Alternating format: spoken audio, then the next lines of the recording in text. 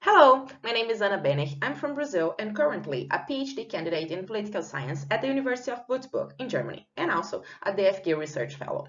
This research and the future thesis are a part of a structured PhD program that belongs to the DFG Research Group 2757, also known as LOSAM. LOSAM investigates local self-governance in a context of weak statehood in ancient and modern ages.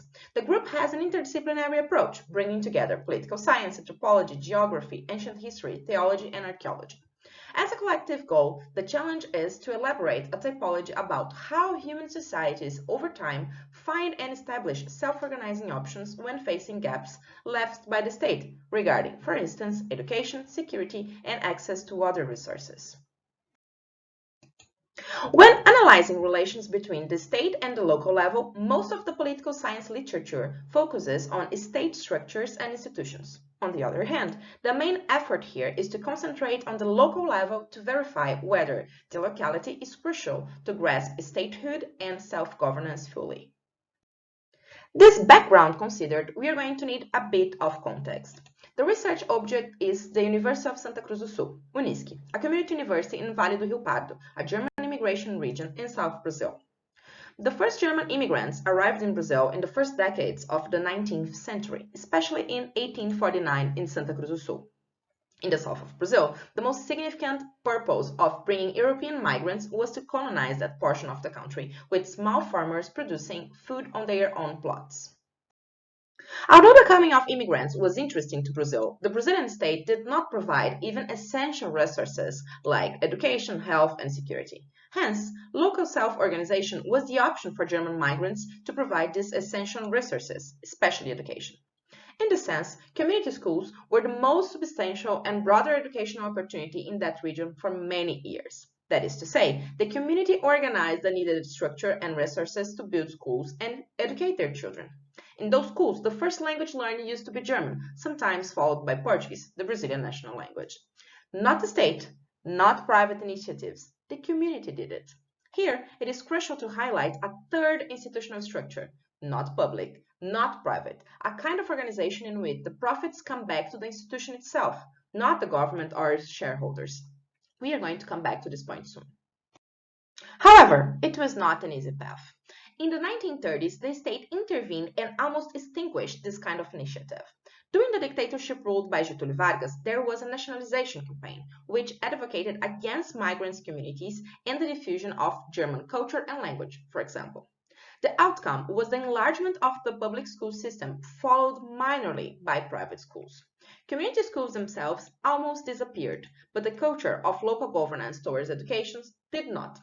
This is the reason why Santa Cruz do Sul and UNISC were chosen as a case study. This understanding of self-organization as a strategy to deal with the deficiencies of a weak statehood fits to analyzing UNISC's path.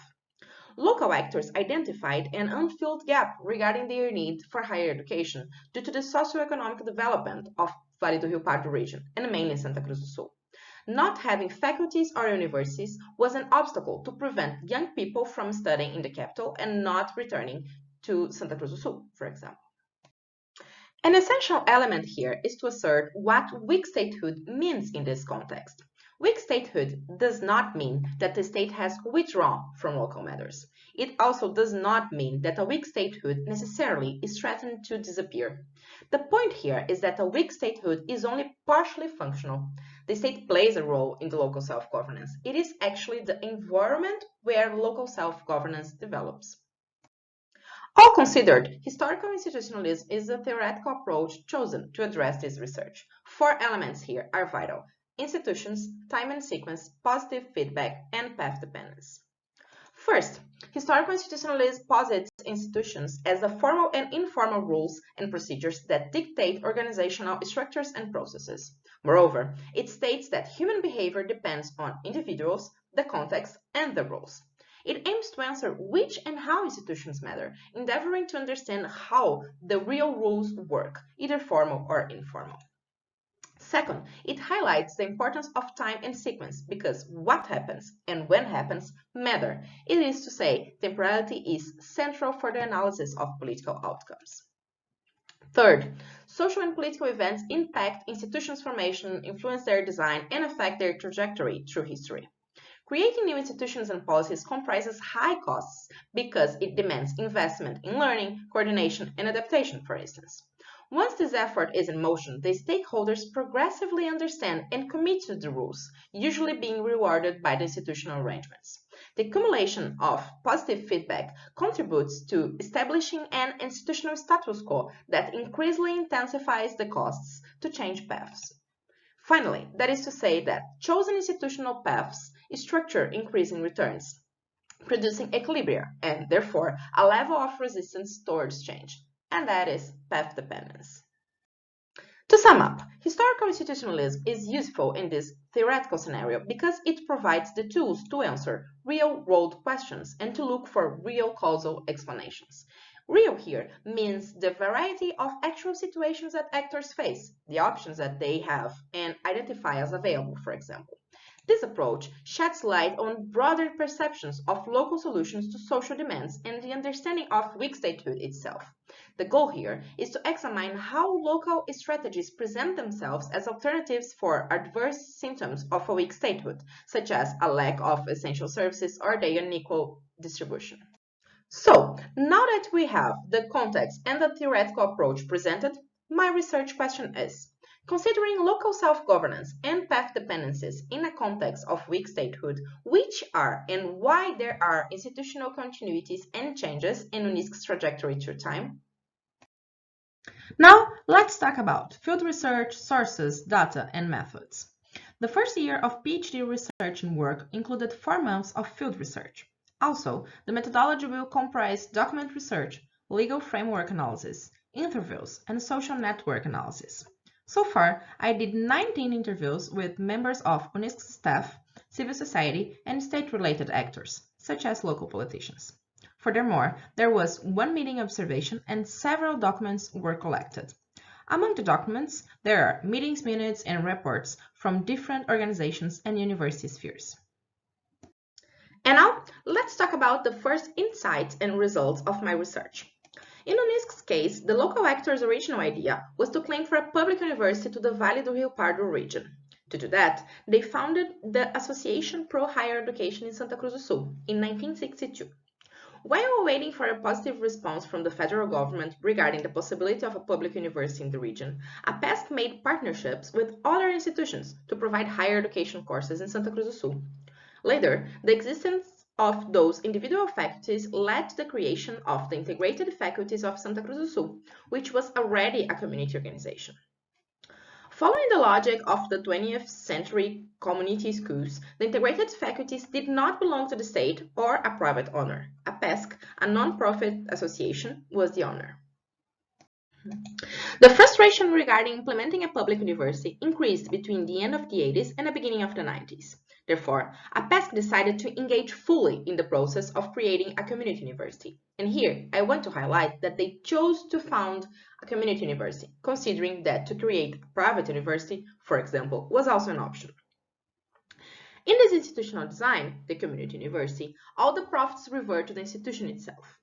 Progressively, a community trajectory was designed, with strong local connections. Moreover, since its origin and during the institutional development, APESC counted on little or no support from the state. The closest relations in this sense were with the local public sphere. The financial survival of organizations maintained by APESC, FISC, and later UNISC depended mostly on the students' monthly fees, which is the same to say that they depended on the community. It changed a bit once public policies and state funding made it interesting to expand its structures, and it worked as a virtuous cycle for a while. This critical external juncture changed some institutional strategies, generating a new set of increasing returns.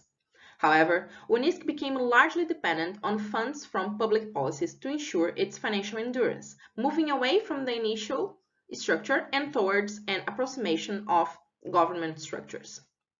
Now, the challenge is to understand whether these changes affected the community identity of UNISC or not. The first results point towards the confirmation of the hypothesis that when the state does not have the structures to provide essential resources, civil society tends to self-organize.